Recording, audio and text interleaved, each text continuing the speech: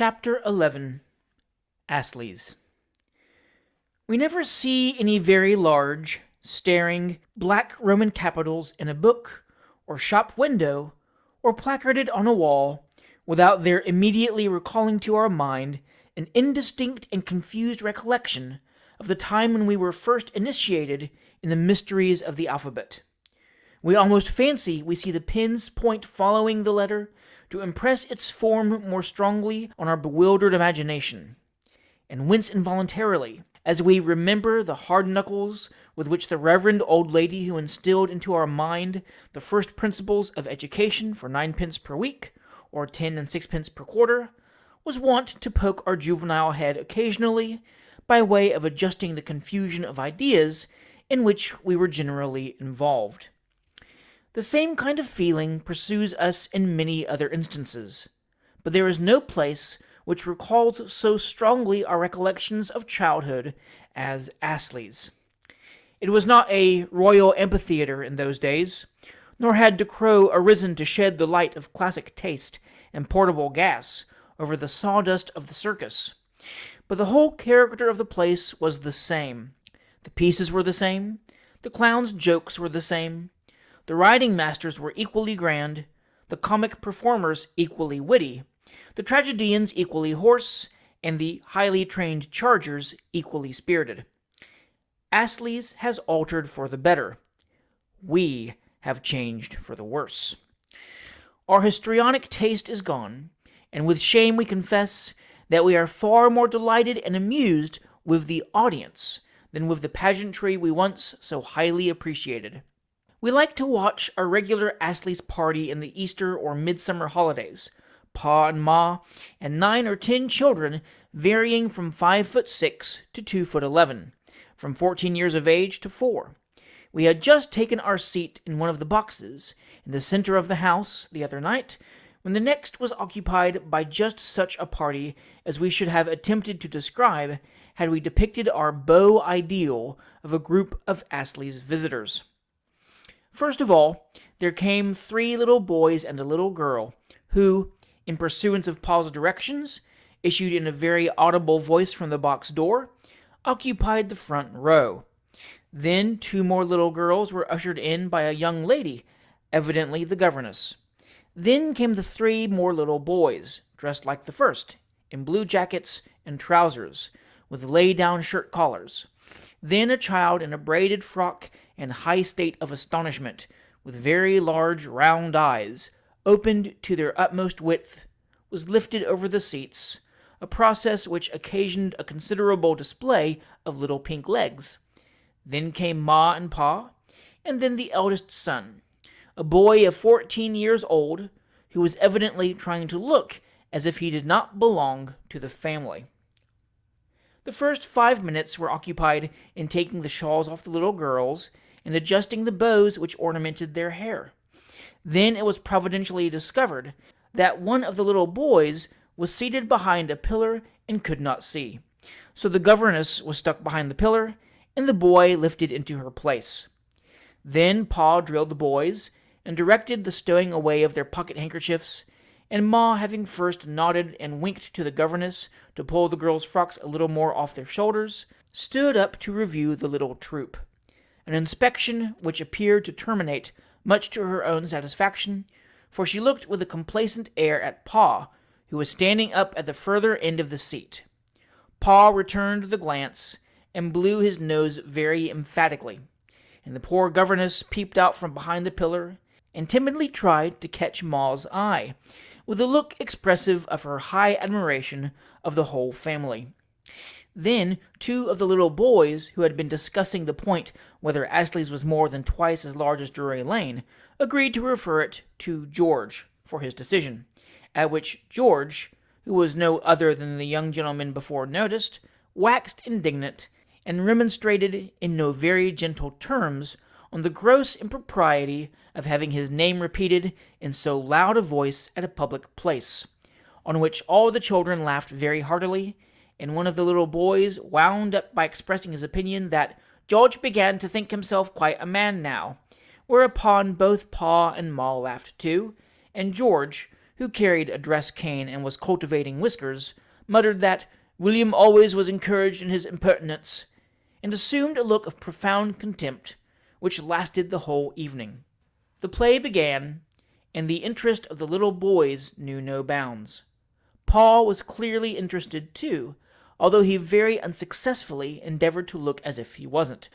As for Ma, she was perfectly overcome by the drollery of the principal comedian, and laughed till every one of the immense bows on her ample cap trembled, at which the governess peeped out from behind the pillar again, and whenever she could catch Ma's eye, put her handkerchief to her mouth, and appeared, as in duty bound, to be in convulsions of laughter also. Then, when the man in the splendid armor vowed to rescue the lady or perish in the attempt, the little boys applauded vehemently, especially one little fellow who was apparently on a visit to the family, and had been carrying on a child's flirtation the whole evening with a small coquette of 12 years old, who looked like a model of her mamma on a reduced scale, and who, in common with the other little girls, who generally speaking have even more coquettishness about them than much older ones, looked very properly shocked when the night squire kissed the princess's confidential chambermaid. When the scenes in the circle commenced, the children were more delighted than ever, and the wish to see what was going forward, completely conquering Paul's dignity, he stood up in the box and applauded as loudly as any of them. Between each feat of horsemanship, the governess leant across to Ma, and retailed the clever remarks of the children on that which had preceded.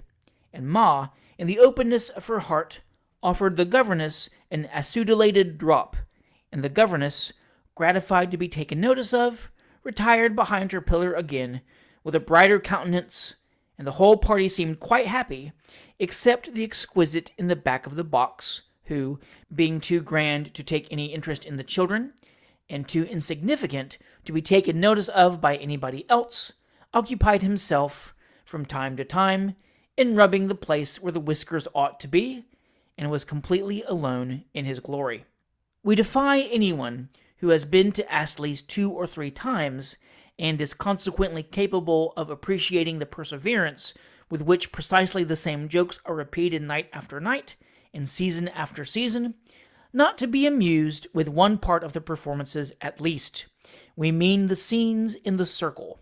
For ourself, we know that when the hoop, composed of jets of gas, is let down, the curtain drawn up for the convenience of the half-price on their ejectment from the ring, the orange peel cleared away, and the sawdust shaken with mathematical precision into a complete circle, we feel as much enlivened as the youngest child present, and actually join in the laugh which follows the clown's shrill shout of "Here we are!" just for old acquaintance' sake. Nor can we quite divest ourselves of our old feeling of reverence for the riding master, who follows the clown with a long whip in his hand, and bows to the audience with graceful dignity. He is none of your second-rate riding masters in nankeen dressing gowns with brown frogs, but the regular gentleman attendant on the principal riders, who always wears a military uniform with a tablecloth inside the breast of the coat, in which costume he forcibly reminds one of a fowl trussed for roasting. He is, but why should we attempt to describe that of which no description can convey an adequate idea? Everybody knows the man, and everybody remembers his polished boots, his graceful demeanor, stiff as some misjudging persons have in their jealousy considered it, and the splendid head of black hair, parted high on the forehead, to impart to the countenance an appearance of deep thought and poetic melancholy. His soft and pleasing voice, too, is in perfect unison with his noble bearing, as he humors the clown by indulging in a little badinage, and the striking recollection of his own dignity with which he exclaims, "Now, sir, if you please, inquire for Miss Wolford, sir," can never be forgotten. The graceful air, too, with which he introduces Miss Wolford into the arena, and after assisting her to the saddle, follows her fairy courser round the circle, can never fail to create a deep impression in the bosom of every female servant present. When Miss Wolford, and the horse, and the orchestra all stop together to take breath, he urbanely takes part in some such dialogue as the following, commenced by the clown. "I say, sir." "Well, sir?" It's always conducted in the politest manner. "Did you ever happen to hear I was in the army, sir?" "No, sir." "Oh, yes, sir. I can go through my exercise, sir." "Indeed, sir. Shall I do it now, sir?" "If you please, sir. Come, sir. Make haste." A cut with the long whip, and "Ha! Done now. I don't like it," from the clown. Here the clown throws himself on the ground and goes through a variety of gymnastic convolutions, doubling himself up and untying himself again, and making himself look very like a man in the most hopeless extreme of human agony, to the vociferous delight of the gallery, until he is interrupted by a second cut from the long whip, and a request to see "what Miss Wolford's stopping for," on which, to the inexpressible mirth of the gallery, he exclaims, "Now, Miss Wolford, what can I come for to go, for to fetch, for to bring, for to carry, for to do, for you, ma'am?" On the lady's announcing with a sweet smile that she wants the 2 flags, they are, with sundry grimaces, procured and handed up, the clown facetiously observing after the performance of the latter ceremony, "Hee-hee-ho! I say, sir, Miss Wolford knows me. She smiled at me." Another cut from the whip, a burst from the orchestra, a start from the horse, and round goes Miss Wolford again on her graceful performance, to the delight of every member of the audience, young or old.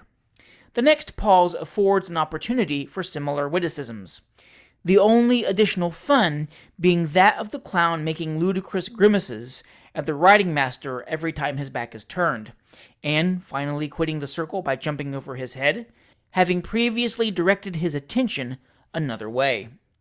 Did any of our readers ever notice the class of people who hang about the stage doors of our minor theaters in the daytime?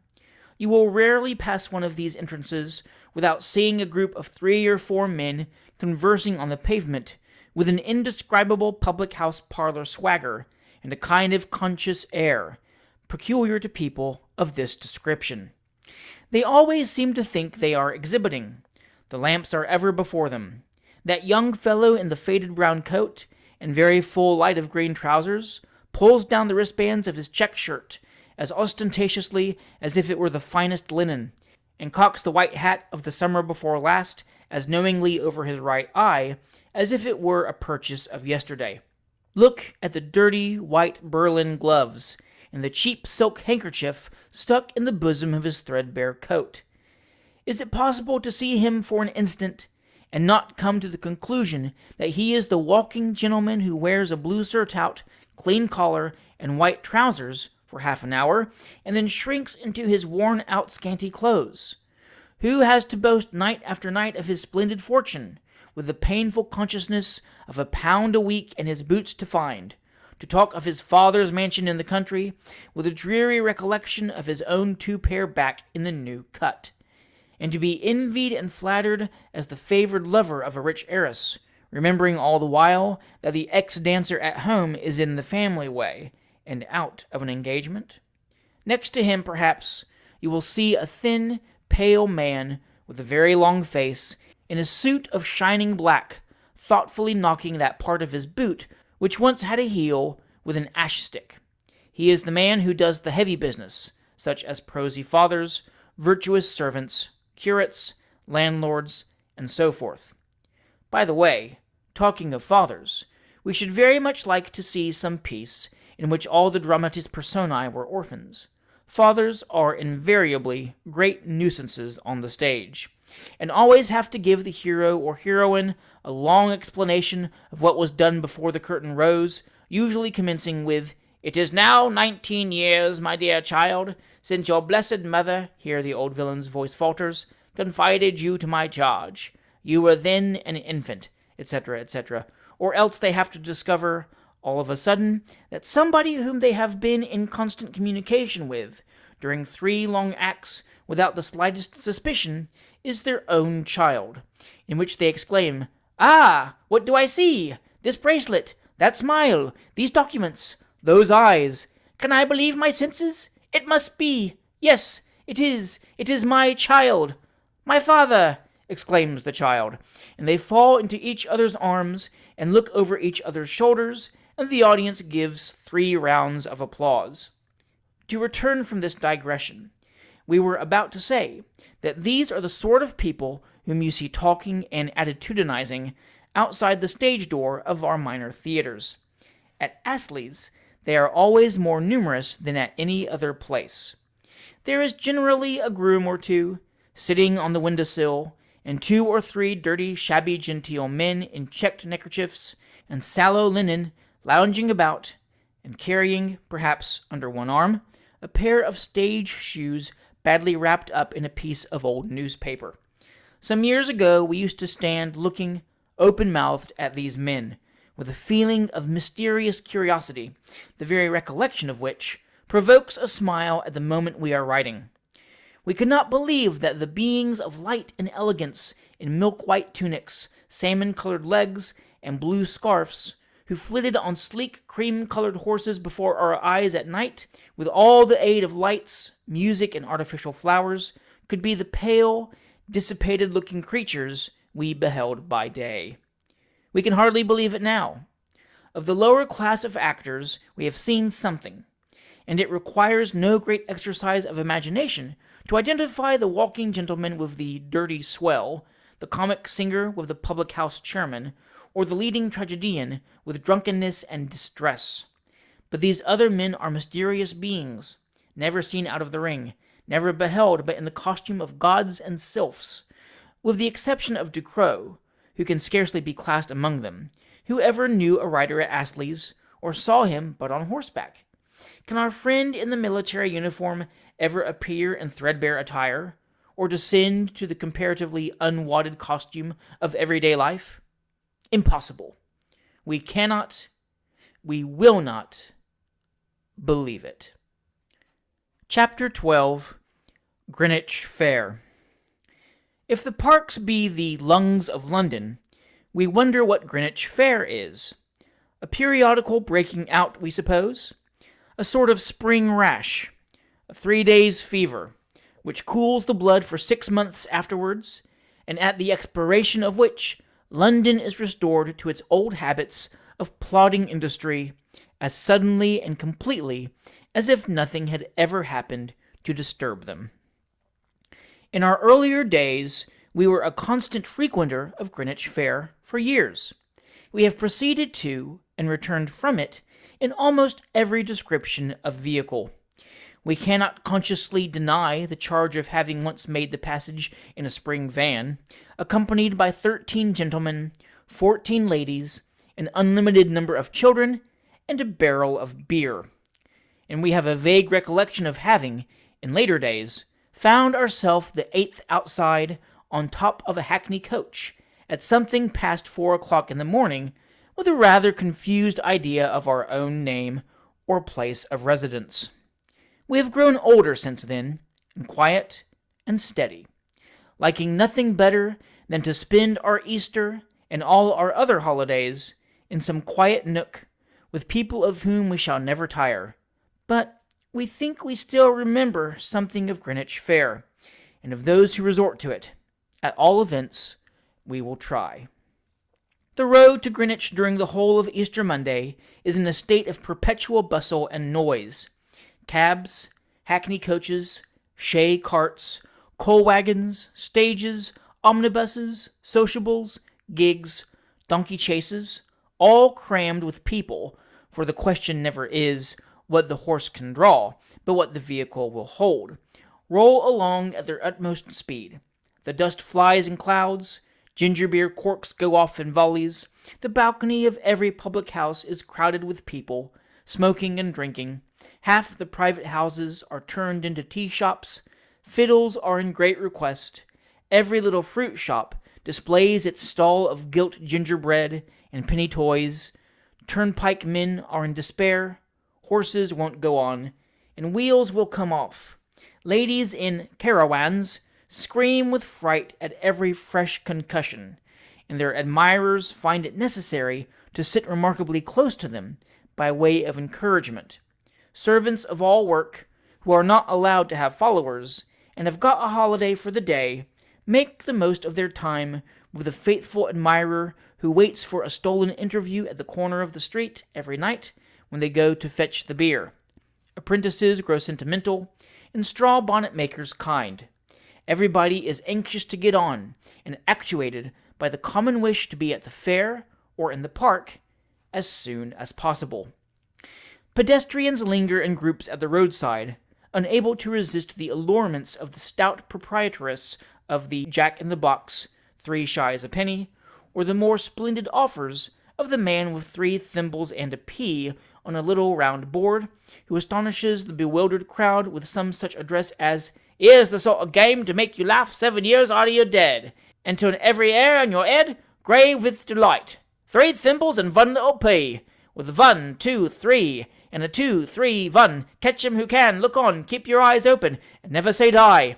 Never mind the change and the expense. All fair and above board. Them as don't play can't win, and luck attend the royal sportsman. Bet any gentleman any sum of money, from half a crown up to a sovereign, as he doesn't name the thimble as kivers the pea."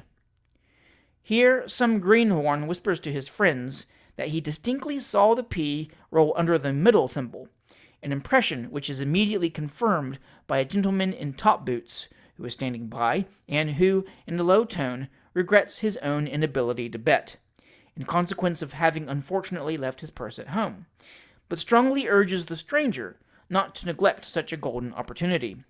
The plant is successful, the bet is made, and the stranger, of course, loses. And the gentleman with the thimble consoles him, as he pockets the money, with an assurance that it's all the fortune of war. This time I win, next time you win. Never mind the loss of 2 bob and a bender. Do it up in a small parcel, and break out in a fresh place. Here's the sort of game, etc., etc. And the eloquent harangue, with such variations as the speaker's exuberant fancy suggests, is again repeated to the gaping crowd, reinforced by the accession of several newcomers. The chief place of resort in the daytime, after the public houses, is the park, in which the principal amusement is to drag young ladies up the steep hill which leads to the observatory, and then drag them down again, at the very top of their speed, greatly to the derangement of their curls and bonnet caps, and much to the edification of lookers-on from below. Kiss in the ring, and threading my grandmother's needle, too, are sports which receive their full share of patronage.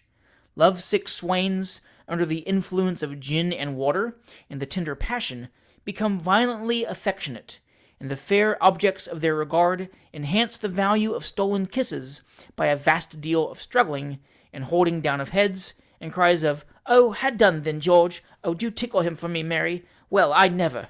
and similar Lucretian ejaculations.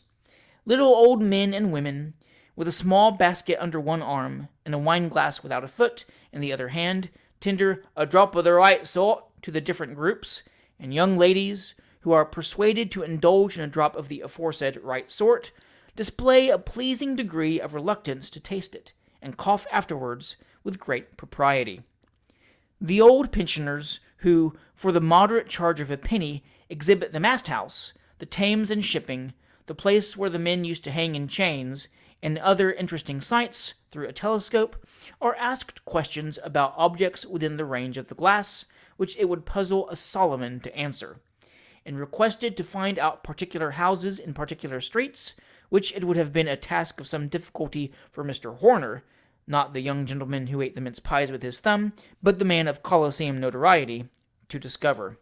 Here and there, where some 3 or 4 couples are sitting on the grass together, you will see a sunburnt woman in a red cloak telling fortunes, and prophesying husbands, which it requires no extraordinary observation to describe, for the originals are before her. Thereupon the lady concerned laughs and blushes, and ultimately buries her face in an imitation cambric handkerchief, and the gentleman described looks extremely foolish, and squeezes her hand, and fees the gypsy liberally, and the gypsy goes away, perfectly satisfied herself, and leaving those behind her perfectly satisfied also, and the prophecy, like many other prophecies of greater importance, fulfills itself in time. But it grows dark. The crowd has gradually dispersed, and only a few stragglers are left behind. The light in the direction of the church shows that the fair is illuminated, and the distant noise proves it to be filling fast. The spot, which half an hour ago was ringing with shouts of boisterous mirth, is as calm and quiet as if nothing could ever disturb its serenity. The fine old trees, the majestic building at their feet, with the noble river beyond, glistening in the moonlight, appear in all their beauty, and under their most favorable aspect. The voices of the boys, singing their evening hymn, are borne gently on the air, and the humblest mechanic, who has been lingering on the grass so pleasant to the feet that beat the same dull round from week to week in the paved streets of London, feels proud to think as he surveys the scene before him that he belongs to the country which has selected such a spot as retreat for its oldest and best defenders in the decline of their lives. 5 minutes' walking brings you to the fair, a scene calculated to awaken very different feelings. The entrance is occupied on either side by the vendors of gingerbread and toys. The stalls are gaily lighted up, the most attractive goods profusely disposed, and unbonneted young ladies, in their zeal for the interest of their employers, seize you by the coat, and use all the blandishments of "Do, dear, there's a love, don't be cross now," etc., to induce you to purchase half a pound of the real spice-nuts, of which the majority of the regular fair-goers carry a pound or two as a present supply, tied up in a cotton pocket-handkerchief. Occasionally you pass a deal table, on which are exposed pen'orths of pickled salmon, fennel included, in little white saucers, oysters with shells as large as cheese plates, and divers specimens of a species of snail, wilks, we think they are called, floating in a somewhat bilious-looking green liquid. Cigars, too, are in great demand. Gentlemen must smoke, of course, and here they are, to a penny, in a regular authentic cigar-box, with a lighted tallow candle in the center. Imagine yourself in an extremely dense crowd, which swings you to and fro, and in and out, in every way but the right one. Add to this the screams of women, the shouts of boys, the clanging of gongs, the firing of pistols, the ringing of bells, the bellowings of speaking trumpets, the squeaking of penny dittos, the noise of a dozen bands, with 3 drums in each, all playing different tunes at the same time, the hallooing of showmen, and an occasional roar from the wild beast shows. And you are in the very center and heart of the fair. This immense booth, with a large stage in front, so brightly illuminated with variegated lamps and pots of burning fat, is Richardson's, where you have a melodrama, with 3 murders and a ghost, a pantomime, a comic song, an overture, and some incidental music, all done in 25 minutes. The company are now promenading outside in all the dignity of wigs, spangles, red ochre, and whitening. See with what a ferocious air the gentleman who personates the Mexican chief paces up and down, and with what an eye of calm dignity the principal tragedian gazes on the crowd below, or converses confidentially with the harlequin. The 4 clowns, who are engaged in a mock broadsword combat, may be all very well for the low-minded holiday-makers, but these are the people for the reflective portion of the community. They look so noble in those Roman dresses, with their yellow legs and arms, long black curly heads, bushy eyebrows, and scowl expressive of assassination and vengeance, and everything else that is grand and solemn. Then the ladies, were there ever such innocent and awful-looking beings, as they walk up and down the platform in 2s and 3s, with their arms round each other's waists, or leaning for support on one of those majestic men. Their spangled muslin dresses, and blue satin shoes and sandals, a little worse for wear, are the admiration of all beholders, and the playful manner in which they check the advances of the clown is perfectly enchanting. "Just a-going to begin. Pray come forward," exclaims the man in the countryman's dress, for the 70th time, and people force their way up the steps in crowds. The band suddenly strikes up, the Harlequin and Columbine set the example, reels are formed in less than no time, the Roman heroes place their arms akimbo, and dance with considerable agility, and the leading tragic actress, and the gentleman who enacts the swell in the pantomime, foot it to perfection. "All in to begin," shouts the manager, when no more people can be induced to come forward, and away rush the leading members of the company to do the dreadful in the first piece. A change of performance takes place every day during the fair, but the story of the tragedy is always pretty much the same. There is a rightful heir who loves a young lady and is beloved by her, and a wrongful heir who loves her too and isn't beloved by her. and the wrongful heir gets hold of the rightful heir and throws him into a dungeon just to kill him off when convenient, for which purpose he hires a couple of assassins, a good one and a bad one, who, the moment they are left alone, get up a little murder on their own account, the good one killing the bad one, and the bad one wounding the good one. Then the rightful heir is discovered in prison, carefully holding a long chain in his hands, and seated despondently in a large armchair, and the young lady comes in to 2 bars of soft music and embraces the rightful heir, and then the wrongful heir comes in to 2 bars of quick music, technically called a hurry, and goes on in the most shocking manner, throwing the young lady about as if she was nobody, and calling the rightful heir, "A recreant! A wretch!" in a very loud voice, which answers the double purpose of displaying his passion and preventing the sound being deadened by the sawdust. The interest becomes intense. The wrongful heir draws his sword and rushes on the rightful heir. A blue smoke is seen, a gong is heard, and a tall white figure, who has been all this time behind the armchair, covered over with a tablecloth, slowly rises to the tune of "Oft in the Stilly Night." This is no other than the ghost of the rightful heir's father, who was killed by the wrongful heir's father, at sight of which the wrongful heir becomes apoplectic and is literally struck all of a heap, the stage not being large enough to admit of his falling down at full length. Then the good assassin staggers in and says he was hired in conjunction with the bad assassin by the wrongful heir to kill the rightful heir, and he's killed a good many people in his time, but he's very sorry for it and won't do it any more. A promise which he immediately redeems by dying offhand without any nonsense about it. Then the rightful heir throws down his chain, and then 2 men, a sailor, and a young woman, the tenantry of the rightful heir, come in, and the ghost makes dumb motions to them, which they, by supernatural interference, understand, for no one else can, and the ghost, who can't do anything without blue fires, blesses the rightful heir and the young lady by half suffocating them with smoke, and then a muffin bell rings, and the curtain drops.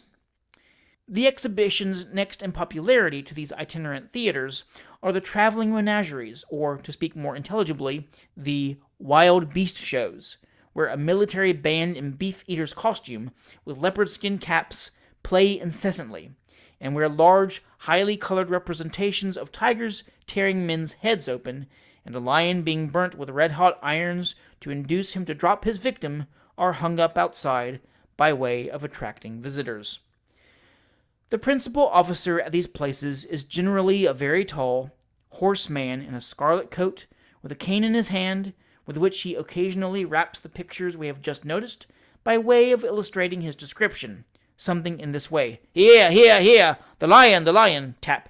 Exactly as he is represented on the canvas outside," 3 taps. "No waiting, remember, no deception. The ferocious lion, tap, tap, who bit off the gentleman's head last Camberville was a 12-month, and has killed on the average 3 keepers a year since he arrived at maturity. No extra charge on this account, recollect. The price of admission is only 6pence. This address never fails to produce a considerable sensation, and 6pences flow into the treasury with wonderful rapidity. The dwarfs are also objects of great curiosity, and as a dwarf, a giantess, a living skeleton, a wild Indian, a young lady of singular beauty, with perfectly white hair and pink eyes, and 2 or 3 other natural curiosities, are usually exhibited together for the small charge of a penny. They attract very numerous audiences. The best thing about a dwarf is that he always has a little box, about 2 feet 6 inches high, into which, by long practice, he can just manage to get, by doubling himself up like a bootjack. This box is painted outside like a 6-roomed house, and as the crowd see him ring a bell, or fire a pistol out of the first-floor window, they verily believe that it is his ordinary town residence, divided like other mansions into drawing-rooms, dining parlor, and bedchambers. Shut up in this case, the unfortunate little object is brought out to delight the throng by holding a facetious dialogue with the proprietor, in the course of which the dwarf, who is always particularly drunk, pledges himself to sing a comic song inside, and pays various compliments to the ladies, which induce them to come forward with great alacrity. As a giant is not so easily moved, a pair of indescribables of most capacious dimensions, and a huge shoe, are usually brought out, into which 2 or 3 stout men get all at once, to the enthusiastic delight of the crowd, who are quite satisfied with the solemn assurance that these habiliments form part of the giant's everyday costume. The grandest and most numerously frequented booth in the whole fair, however, is the Crown and Anchor, a temporary ballroom, we forget how many 100 feet long, the price of admission to which is 1 shilling. Immediately on your right hand as you enter, after paying your money, is a refreshment place, at which cold beef, roast and boiled, French rolls, stout wine, tongue, ham, even fowls, if we recollect right, are displayed in tempting array. There is a raised orchestra, and the place is boarded all the way down in patches just wide enough for a country dance. There is no master of the ceremonies in this artificial Eden. All is primitive, unreserved, and unstudied. The dust is blinding, the heat insupportable, the company somewhat noisy, and in the highest spirits possible. The ladies, in the height of their innocent animation, dancing in the gentlemen's hats, and the gentlemen promenading the gay and festive scene in the ladies' bonnets, or with the more expensive ornaments of false noses and low-crowned, tinder-box-looking hats, playing children's drums, and accompanied by ladies on the penny trumpet. The noise of these various instruments, the orchestra, the shouting, the scratchers, and the dancing, is perfectly bewildering. The dancing itself beggars description. Every figure lasts about an hour, and the ladies bounce up and down in the middle with a degree of spirit which is quite indescribable. As to the gentlemen, they stamp their feet against the ground every time hands 4 round begins, go down the middle and up again, with cigars in their mouths and silk handkerchiefs in their hands, and whirl their partners around, nothing loath, scrambling and falling, and embracing and knocking up against the other couples until they are fairly tired out and can move no longer. The same scene is repeated again and again, slightly varied by an occasional row, until a late hour at night, and a great many clerks and prentices find themselves next morning with aching heads, empty pockets, damaged hats, and a very imperfect recollection of how it was they did not get home.